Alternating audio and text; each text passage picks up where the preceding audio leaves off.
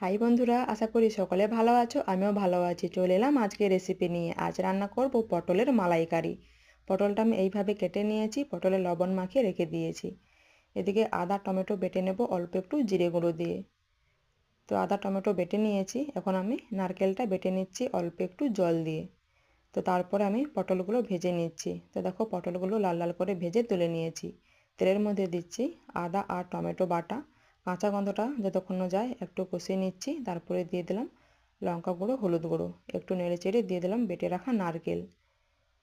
তো নারকেলটা দিয়ে খুব ভালো করে কষিয়ে নিয়েছি। এখন দিয়ে দিলাম ভেজে রাখা পটল আর দিলাম লবণ। খুব ভালো করে আমি কষিয়ে নেব। তো এখন দিয়ে দিচ্ছি 1 বাটি দুধ। তো দুধটা দিয়ে আমি দিয়ে দিলাম ঢাকনা। তো দেখো রান্নাটা কিন্তু প্রায় হয়ে এসছে।